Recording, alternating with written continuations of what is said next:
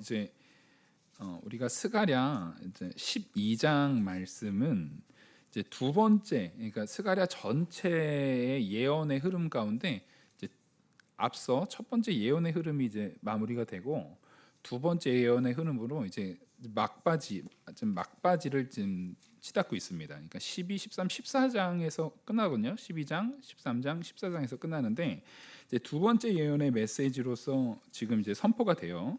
두 번째 예언의 메시지로서 선포가 되는 그 내용 속에서 하나님의 나라는 이제 기본적으로 큰 대가, 그 큰 어려움의 환난의 부분이 분명히 있은 다음에 그 어려운 환난의 부분들이 있은 다음에 임할 것을 지금 선포하고 있습니다. 그러니까 대가 없이 하나님의 나라가 임하지 않습니다. 여러분, 우리가 영원한 천국에 거하는 그 과정 가운데 환난의 때가 있어요.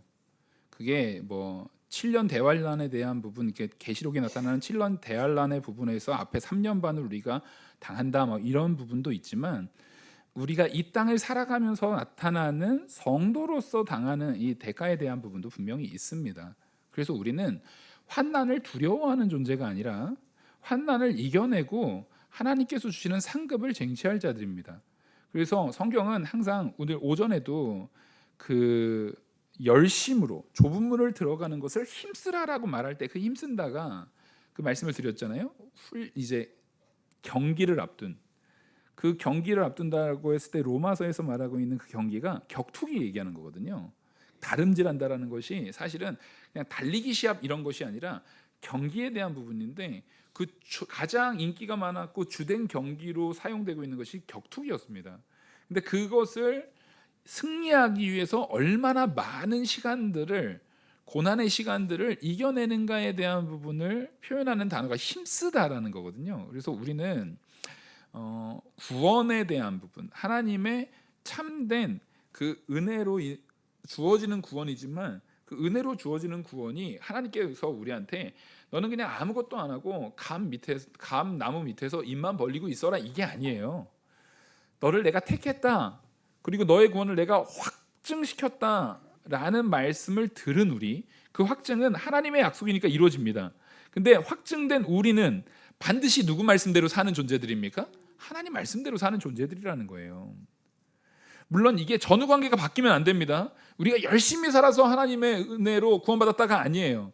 근데 하나님의 택함 받은 사람은 열심히로 온 힘을 다해서 순종하는 삶으로 나아가는 것은 분명히 있어야 된다는 거예요. 그래서 우리가 그 열심을 배제하고는 말할 수가 없는 것이고, 하나님의 나라는 분명히 큰 대가가 분명히 우리에게 요구된다. 그리고 예루살렘에 이제 심판이 내려질 것을 지금 얘기를 해요. 예루살렘이 큰 심판이 내려지고 그 결과로 오히려 막 어려움이 있는 것 같지만 사실은 그 마지막 결과에서는 하나님께서 구원을 이루시겠다는 거예요. 하나님께서 구원을 이루시고 큰 영광을 누리게 될 거다라는 것을 지금 이제 12장부터 14장 마지막까지 그 말씀을 해주시는 거거든요. 그러니까 예루살렘이라고 말하면 우리 앞에서도 계속 예루살렘을 뭐로 표현했냐면 예배의 처소입니다. 하나님 앞에 예배하는 자들, 하나님 앞에 예배하는 참 성도의 무리, 참 성도의 모임은 반드시 어려움이 있어요. 참 심판이 내려지는 것 같은 어려움들이 있지만 그 모든 어려움들을 하나님께서 막아주시고 능히 함께 승리할 수 있도록 동행해 주신다라는 메시지를 이제 12장부터 이후로 쭉 우리에게 지금 큰 그림을 그려드리는 거예요. 큰 그림 안에서 얘기하고, 그 첫 번째 12장의 오늘 1절에서 5절은 결론부터 툭 말하는 거예요. 일종의 그 우리가 이제 서양 영미문화권의 이제 에세이 같은 거를, 영미문화권의 무슨 이제 글 같은 거를 이렇게 쓸 때 항상 쓰는 방식이 한국하고는 좀 다른 게 두 갈식을 쓰거든요. 앞에서 결론을 탁 말해요. 그리고 그 결론에 대한 부분을 풀어나가는 방식으로 이 서술을 합니다.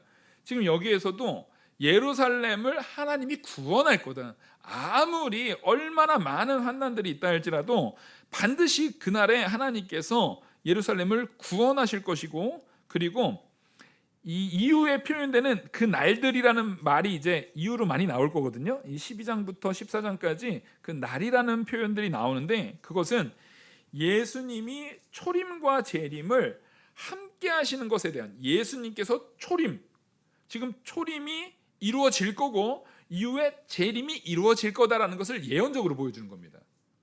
그러니까 예루살렘의 회복은 예수 그리스도를 통해서 회복되는 거예요.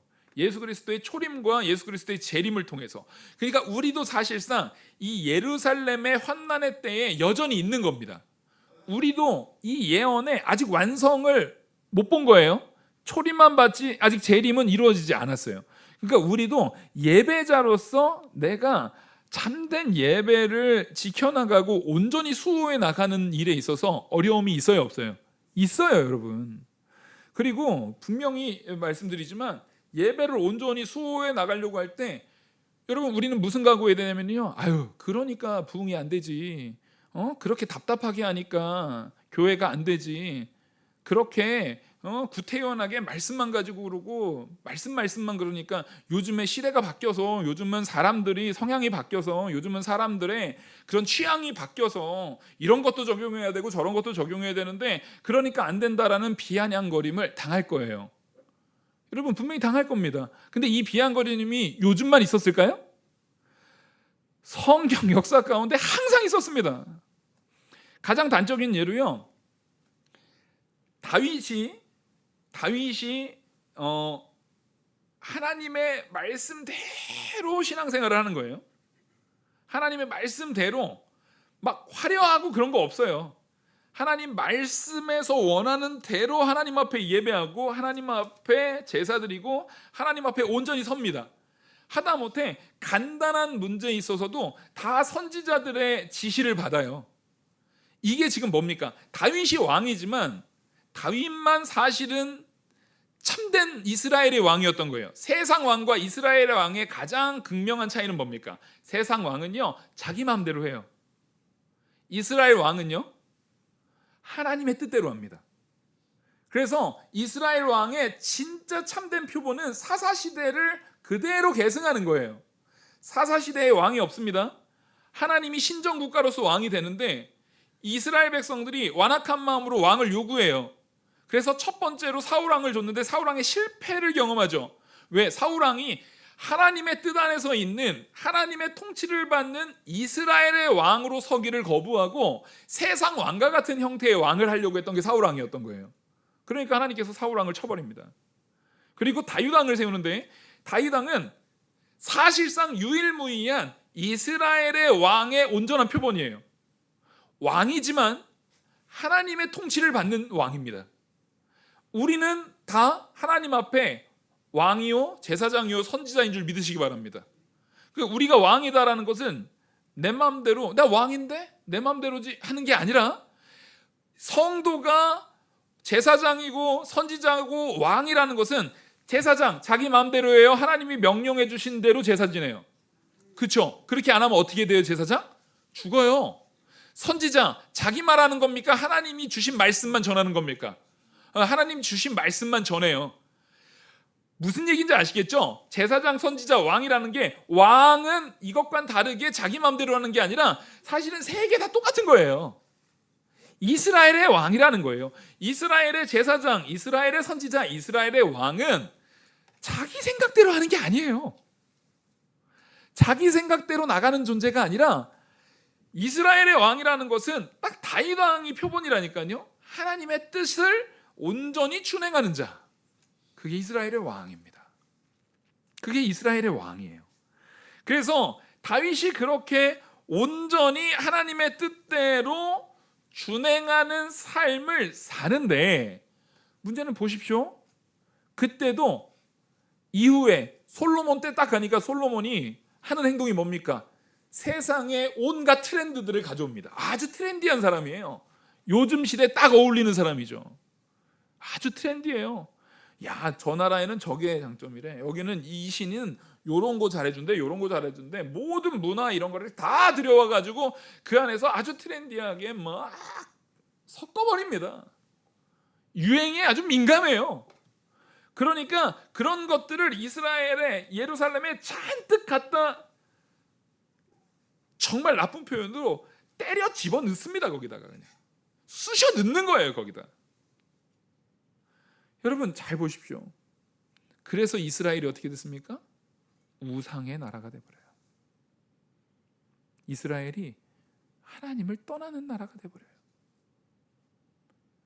그리고 나서 이 르호보암과 여로보암으로 나눠질 때에 솔로몬의 그 악한 하나님의 통치가 아닌 자기 기준의 세상의 좋은 것들로 가득 채워버린 예루살렘, 세상의 가치들로 가득 채워버린 예루살렘의 가치를 정작 북이스라엘 솔로몬한테서 도망가가지고 하나님께서 다윗과 같은 왕권에 대한 복을 하나님께서 약속한 게 여로보암이에요. 여로보암은 그냥 반역자가 아니에요.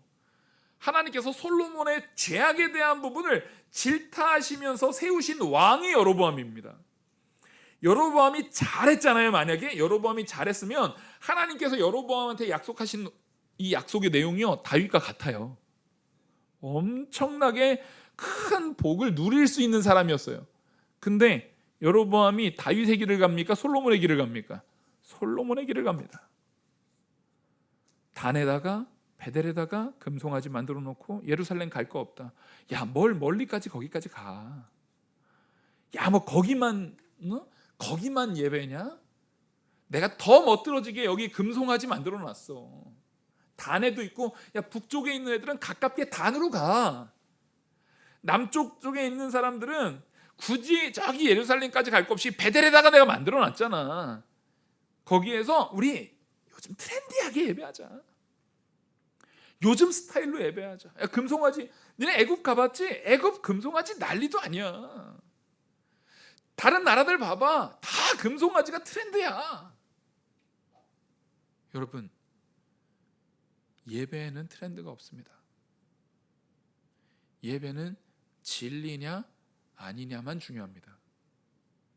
예배는 하나님의 진리가 살아 숨쉬는가 안 숨쉬는가, 그게 바로 된 예배가 되지 않으면 제사장들이 가서 딸랑딸랑 종소리 나지 않고 거기에서 하나님이 명령한 대로 불 다 하는 거, 불 꺼트리지 않는 거, 이런 거 하나라도 어겨지면 어떻게 된다고요? 죽어요. 죽는 겁니다. 우리의 예배는요, 목숨을 가지고 지키는 거예요. 결국 하나님께서는 예루살렘이라는 참된 예배자들을 반드시 구원하실 줄 믿으시기 바랍니다.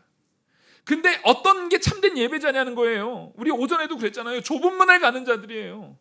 우리 새벽에도 마침 말씀을 전했잖아요. 영과 진리로 예배하는 참 예배자들이에요.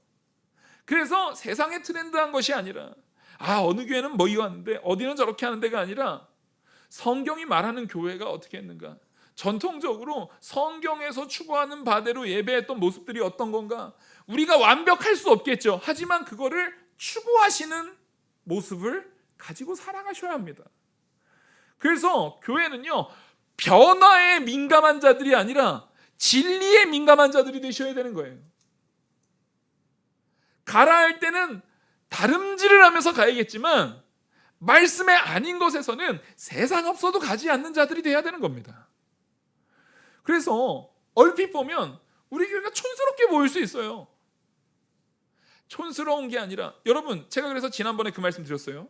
요즘은 이 무언가를 바라보는 가치가 완악하게 왜곡되어 버려가지고, 새 핸드폰, 새 거, 제가 아이폰을 안 써서 아이폰이 최신이 몇이에요? 13입니까? 모르겠어요. 10인지 13인지 14인지 우리 심재원 집사님 잘 아실 건데, 하여튼 10 몇이에요? 갤럭시는 제가 알아요. 그거 쓰거든요. 이제 25 나왔잖아요. 그런 거는 좋은 폰이고, 저는 지금 22인가 쓰거든요. 그것도 엄청 좋아요. 앞으로도 한 이 정도의 그러면 제가 쓰는 용도에서는 10년도 쓸 수 있을 것 같아요. 배터리만 갈면. 근데 이상하게 요즘 젊은 사람들이 시간이 조금만 지나도 나쁜 거. 오래되고 이런 것도 아니에요. 요즘 나온 건 좋은 폰. 좀 지나면은 나쁜 거라고 말해요. 나쁜 거라고 말한다고요. 근데 제가 분명히 말씀드립니다. 오래된 게 나쁜 거예요? 성경은 하다못해 사람도 오래되면 나쁜 거예요? 무슨 소리예요? 성경에서는 백발을 면류관이라고 말하고 영광으로 말합니다. 성경에서는요, 지금 이 시대가 세상이 말하고 있는 그런 가치 가지고 말하는 것이 아니라 아무리 오래됐어도 진리면 그것은 가치가 있는 거예요. 그렇게 따지면 제가 그때도 말씀드렸죠. 성경은 가장 오래된 겁니다. 하지만 성경이 가치 있는 이유는 뭐예요? 진리이기 때문에 가치가 있는 겁니다. 우리도 마찬가지예요. 예배의 가치를 세워나가는 것은 진리를 온전히 수호하는 가치 안에서 우리의 예배에 참된 가치가 나오는 줄 믿으시기 바랍니다. 트렌디한 거? 그런 게 아니에요. 하나님께서 주시는 그 제약 조건 속에서 세상 사람들이 하고 있는 모든 것들을 다 때려 넣어가지고 여기서 신나게 하는 그런 것보다 하나님이 주시는 은혜를 누리는 데에는 오히려 내가 제약 조건 속에서 누려지는 은혜가 더 클 수 있다는 것을 볼 수 있어야 돼요. 우리가 그것을 분명히 깨달을 수 있어야 돼요. 우리 교회가 시끄럽지가 않습니다. 그러면 시끄럽지 않음 가운데 하나님의 말씀에 더 귀 기울일 수 있는 마음가짐을 정돈하는 거예요. 또 우리가 막 화려하지 않습니다. 그래서 더 말씀의 시간을 더 많이 할애할 수 있는 거예요. 제가 요즘에 그 전에 한번 그런 말씀을 드렸잖아요. 목회자의 설교가 청빙하는데 15분 이상 넘어가면 청빙 조건에서 그 사람 탈락이에요. 그래서 왜 그런가라고 봤더니 예배 가운데 실제로 그거 말고는 더 이상 할 수가 없더라고요. 예배에다가 다른 걸 다 집어넣어놨어요. 뭐 또 해야 되고 내용이 너무 많아요. 막 하여튼 온갖 거 다 집어넣어놨어요. 그러니까 정작 말씀 들을 시간은 진짜 그거밖에 없는 거예요. 근데 우리는요, 뭐 하려고 모인 겁니까? 말씀 들으려고 모인 거예요. 영과 성령의 역사, 영과 진리로 예배한다고 할 때 성령의 가장 주된 역사가 뭐라고요? 우리 안에 예수 그리스도가 믿어지는 거예요. 말씀이 깨달아지게 하는 역사예요. 진리가 깨달아지게 하는 역사가 성령의 역사예요. 그리고 진리라는 것이 뭡니까? 예수 그리스도의 십자가의 보혈로 우리를 구원하신 것, 하나님의 뜻, 하나님의 계획하심, 하나님의 역사가 이루어진 것이 진리예요. 성령께서 우리 안에 역사하셔야 진리가 깨달아지는 거예요.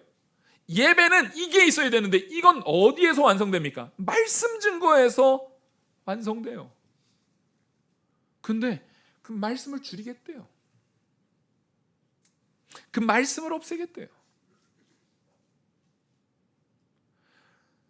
우리는 예루살렘의 구원의 가치를 뭘로 볼 수 있어야 되느냐? 예루살렘의 구원이라는 것은 예배의 회복을 결국 이루시겠다라는 하나님의 약속인 줄 믿으시기 바랍니다. 하나님께서는 예루살렘을 구원하실 거예요. 결국 우리가 이 모든 인생의 삶을 살고 나서 예수 그리스도의 재림 때에, 분명히 지금 이 스가랴가 예수 그리스도의 초림과 재림에 대한 부분을 예언하고 있는 거거든요. 예수 그리스도의 재림 때에 예수님이 오셨을 때 우리에게 회복되는 것은 참된 예배가 회복되는 거예요. 더 이상은 예배를 방해하는 어떤 요소도 있지 않을 겁니다. 그래서 예배에 불필요했던 모든 것들은 하나님께서 불살라 없어지게 할 거예요. 그것은 꼭 뭐와 같냐면, 이 다니엘의 세 친구들 사드락 메삭 아벳느고가 풀무불 앞에 갈 때 그를 결박하고 있던 이 포승줄과 그를 붙잡고 있던 이 간수는 어떻게 해요? 타 죽어버리고 그 줄은 다 타서 없어지는 거예요. 그리고 온전한 예배만 남을 거예요. 아마 우리도 모르긴 모르지만 우리가 예배하는 요 예배의 형태도, 우리가 예배하고 있는 예배의 내용도 하나님 보시기에 불필요한 게 있을 수 있고 부족한 게 있을 수 있을 거예요. 그래서 우리는 너무나 다양한 것을 시도하기보다는 그래도 역사상 가장 문제없이 온전하게 드려졌다라고 하는 예배의 형태로 연결되어져 있는 겁니다. 그래서 지금요, 우리 교회가 하고 있는 예배의 형태가요, 초대교회에서도 그 흔적을 찾아볼 수 있고 실제 종교개혁 당시에 드렸던 예배의 형태하고는 거의 다르지 않습니다. 우리가 지금 하고 있는 예배의 형태가. 근데 세상은 그걸 뭐라고 한다고요? 촌스럽다라고 말합니다. 그것을 옛날 거라고, 나쁜 거라고 말합니다. 그러면 사람들이 안 온다라고 말합니다. 여러분, 진짜 예루살렘의 회복은 세상 사람들을 많이 끌어모아서 예루살렘의 구원이 이루어지거나 회복되지 않습니다. 하나님이 세우셔야 세워져요. 하나님이 회복하셔야 회복돼요. 그걸 믿으셔야 돼요. 그래서 오늘 말씀이 바로 그걸 우리에게 보여줍니다. 이스라엘에 관한 여호와의 경고의 말씀이라. 지금 이거 하나님께서 다시 경고의 말씀으로 예언하시는 거예요. 경고의 말씀으로 하나님께서 예언의 메시지를 주시는데, 여호와 곧 하늘을 펴시며 땅에 터를 세우시며 사람 안에 심령을 지으시니가 이르시되. 이게 왜 앞에서 이걸 전제하냐면요, 지금 이 메시지의 선포는 성도만, 예루살렘 사람만, 막 택한 백성만, 그 사람들만 들으라고 하는 메시지가 아니란 얘기예요. 지금 이것은 누구를 향해서 말하는 거냐면, 자, 하나님이 하늘을 펴셨어요. 땅에 터를 세우셨어요. 사람 안에 심령을 지으셨어요. 창조주 하나님을 얘기하는 겁니다. 사람을 창조하신, 이 온 우주 만물을 창조하실 뿐만 아니라 사람을 창조하신 하나님의 메시지니까 이 말씀은 성도 아니라 불신자들에게도 다 유효하다라는 걸 얘기합니다. 무슨 얘기인지 아시겠죠? 이거는 모든 신자와 불신자 모두에게 선포한다, 지금 말하고 있는 거예요. 그러면서 2절에 보라, 내가 예루살렘으로 그 사면 모든 민족에게 취하게 하는 잔이 되게 할 것이라. 예루살렘이 잠시 잠깐 고난 가운데 있다니까요. 잠시 잠깐 고난 가운데 있어서 모든 민족들이 예루살렘을 애워싸 가지고 그 잔을 취하려고 하는 그 예루살렘이 되게 하겠다는 거예요. 왜냐하면 예루살렘이 예배 가운데 망가졌거든요. 예루살렘이 참된 예배에서 떠났거든요. 예루살렘이 하나님 앞에 온전한 믿음의 모습으로 서지 않았거든요. 그래서 잠시 잠깐 환난이 오고 잠시 잠깐 고난이 와요. 그래서 예루살렘이 애워싸일 때 유다에까지 이르리라. 여기서 우리가 이거를 한국말로는 이게 이해가 안 돼요. 이게 원어에 대한 부분을 직역해서 표현을 해주시면은, 지금 예루살렘을 애워싸고 있는 대적 가운데 유다도 포함되어 있다는 의미예요. 그러니까 우리가 이걸 볼 때 예루살렘, 유다까지 환난을 당했나라고 생각할 수 있잖아요. 이게 지금, 왜냐면 유다 하면 우리는 유다 하면 좋은 거잖아요. 근데 지금 오히려 유다 하면은, 유다 지파 하면 대표적인 인물이 누굽니까? 예수 그리스도죠. 그리고 유다 지파 하면은 다윗이잖아요. 다윗의 가치가 지금 온전히 세워졌다는 얘기예요, 안 세워졌다는 얘기예요? 다윗의 가치가 깨져버렸다는 얘기예요. 그래서 오히려 유다가 하나님의 뜻을 온전히 행해서 참된 예배로, 그러니까 다윗은 예루살렘의 참된 예배가 이루어지도록 수호하는 왕이었잖아요. 그죠? 그리고 다윗이 예표하고 있었던 예수 그리스도는 참된 예배를 정결케 하시기 위해서, 참 예배가 되게 하기 위해서 이 땅에 오신 분이잖아요. 근데 그 다윗의 길을 가지 않고, 예배를 수호했던 다윗의 가치를 세우지 않고 다윗의 길에서 떠나버리니까, 그래서 이스라엘과 이제 북이스라엘 남유다를 이야기할 때 딱 이 말이 제일 많이 나와요. 악한 왕들을 얘기할 때 다윗의 길로 가지 않고 여로보암의 길로 갔다. 제가 그래서 가장 서두에 그 얘기를 말씀을 전한 겁니다. 사실은 이게 여로보암의 길이라고 말하지만 하나님께서 다윗을 불쌍히 여기셔가지고 다윗 때문에 누구 때는 환난을 안 준 거예요. 솔로몬 때는 한번 참아주신 거거든요. 원래 솔로몬이 진짜 나쁜 인간이에요. 그래서 그 유대주의자들 같은 건데도요, 솔로몬을 크게 보지 않습니다. 솔로몬을 위대하게 보지 않아요. 오히려 유대주의자들 가운데서는요, 솔로몬을 그렇게 높이 평가하지 않아요. 마지막에 솔로몬이 행했던 것은 이스라엘을 온갖 죄악의 온상으로 만들어버린 사람입니다.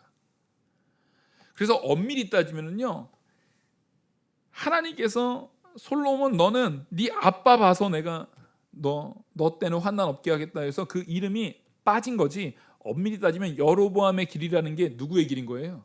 솔로몬의 길을 따라간 거예요. 이게 얼마나 비참한 일입니까? 다윗의 길을 갈 것이냐 솔로몬의 길을 갈 것이냐, 우린 그 부분을 분명히 구분을 세우셔야 돼요. 분명히 경계를 두셔야 돼요. 그래서 이 다윗은 예배를 수호한 이스라엘의 진짜 왕의 역할, 자기 뜻대로 하는 것이 아니라 하나님의 뜻대로 예배를 수호해 나가는 진짜 왕의 역할을, 예배를 지켜나가는 왕의 역할을 했는데, 이제 이 유다, 여기서 말하는 예루살렘을 에워싸는데 같이 동조하고 있는 이 유다의 모습은 그 모습이 상실된 모습입니다. 그 모습이 상실된 모습을 보여요. 그래서 3절에 그날에는 내가 예루살렘을 모든 민족에게 무거운 돌이 되게 하리니 그것을 드는 모든 자는 크게 상할 것이라 천하 만국이 그것을 치려고 모이리라. 지금 예루살렘을 천하 만국이 함부로 치려고, 그걸 들어서 엎어버리려고 막 모여요. 근데 하나님께서 그 돌을 어떤 돌로 만들어요? 무거운 돌로 만들어요. 감히 그들이 그것을 들을 수도 없게, 감히 깨트릴 수도 없게. 그래서 여기 그날이라는 것은 예수 그리스도의 초림과 재림, 예수 그리스도를 통해서 이루어질 구원의 역사의 날을 전체를 말하는 겁니다. 이것은 말세, 지금부터 예수님 재림하시는 그날까지의 모든 날들을 지금 말하고 있는 거예요. 그래서 여기서 말하는 그 예수님을 우리가 비유로 뭐라고 하면 예수님을 뜨인 돌이라고 비유를 하잖아요.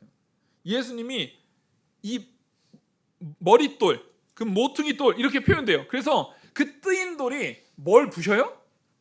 이 세상의 완악한 역사, 우상의 역사, 세상의 그 강해 보이는 역사를 다 부셔버립니다.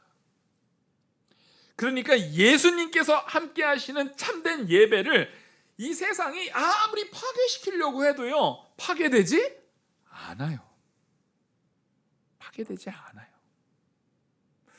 지난주에 우리 김성은 선교사님 오셨다 가셨는데, 그 오후 예배 드리기 전에 저랑 장로님이랑 잠깐 그 당회실에서 같이 이제 다과하면서 대화를 나누는데, 요즘에 뭐 선교가 어렵고 막 이렇게 얘기를 하는데, 우리가 모르는 그 선교사님이 말씀해 주시는 딱 얘기가 있더라고요. 뭐냐면 지금 한국에서는 선교가 많이 이루어지지 않는 것처럼 보이지만 지금 오히려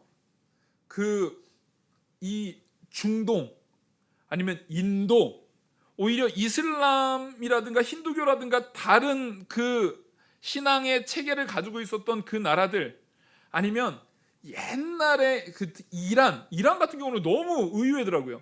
이란에 있는 기독교인들이 많대요. 거기가 이슬람인 것 같은데, 옛날에는 이란이, 저도 기억나는 게 옛날에 이란 사람들을 보면은 되게 그냥 미국에 가까웠잖아요. 요즘에야 막 이란이 후세인이 이란인가요?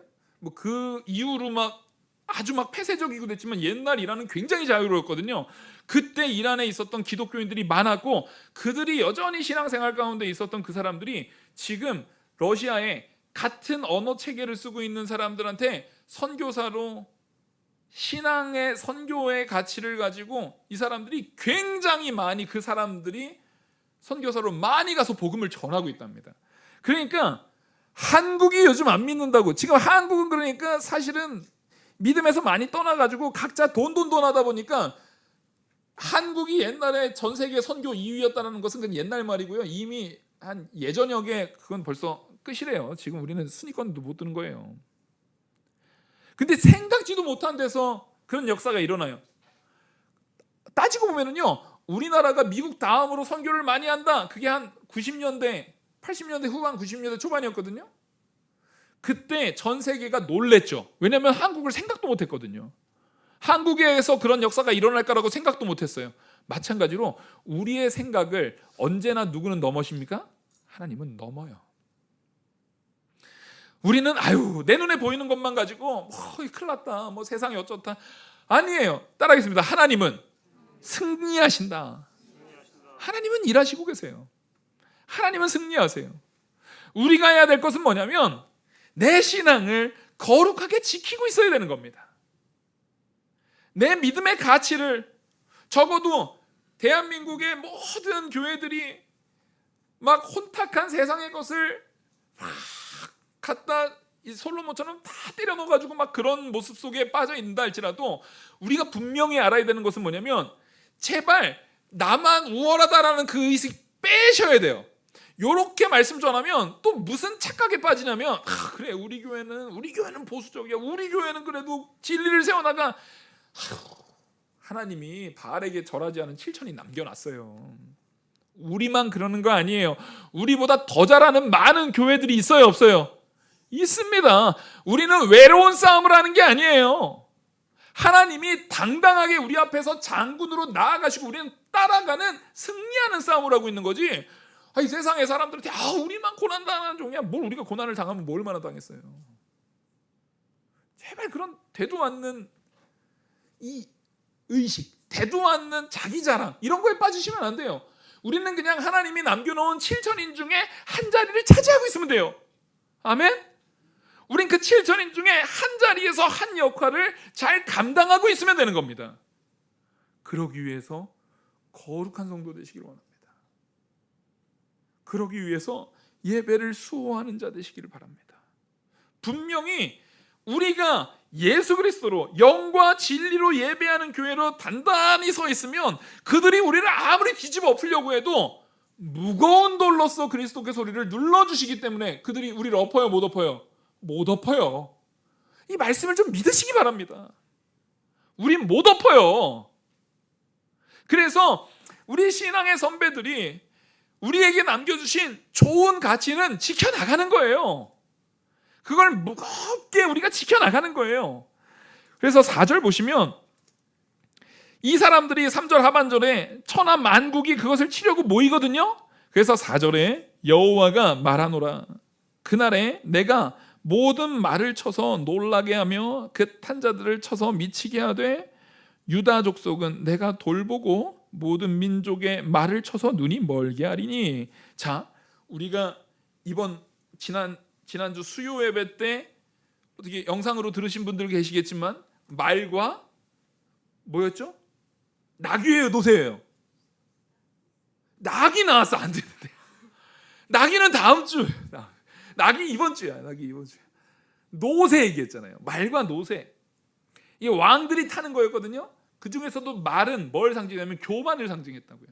그래서 하나님께서 이스라엘에 말을 많이 두라고요, 말을 많이 두지 말라고요? 너희들이 이스라엘에 이제 왕조가 생기면, 이거 모세 때 이미 얘기한 거예요. 너희들이 왕을 달라고 할 건데 니네 이스라엘 들어가면, 가나안 땅 들어가면은 나중에 지나서 너희들 왕 세워달라고 할 건데 왕은 말을 많이 두지 말라라고 했는데 그거를 어긴 인간이 누구라고요? 솔로몬이라고요. 그거 솔로몬이 애굽에서 말 수입해다가 그거 가지고 장사해서 돈 많이 벌었어요. 이게 뭐 하는 겁니까? 누구의 말씀을 우습게 여기는 거예요? 하나님의 말씀을 우습게 여기는 거예요. 하나님의 말씀을 돈보다도 무가치하게 여기는 거예요. 그걸 책망하면서 세상의 모든 이 말이라는 것은 다른 게 아닙니다. 말은 교만을 상징하고 군사력을 상징하거든요. 그러니까 누구를 의지하지 않고 말을 의지하는 거예요.